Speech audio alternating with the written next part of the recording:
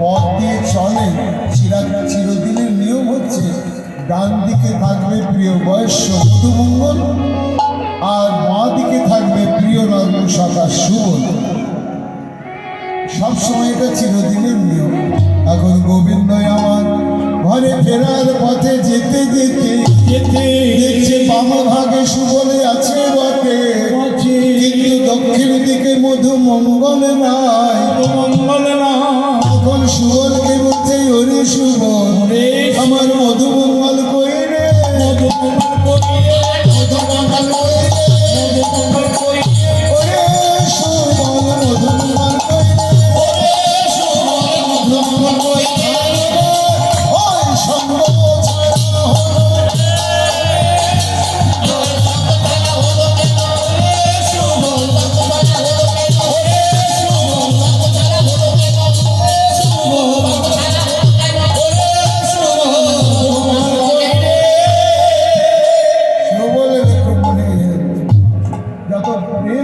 মধুমঙ্গলে যাবে।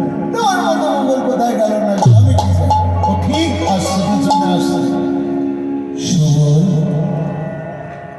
তুই জানিস কি না জানিস না, আমার সঙ্গ পেতে কোটি কোটি জন্ম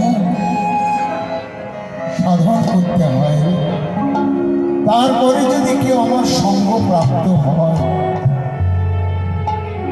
আমার কাছে বিকিয়ে যায়, তখন আমি তাকে সঙ্গ ছাড়া করি না, আর তার সঙ্গ ছাড়া হই না।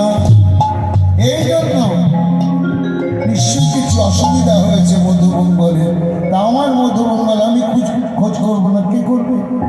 এই বলে গোবিন্দ মধুমঙ্গলকে দেখতে না পেয়ে কাতর হয়ে রাখছে।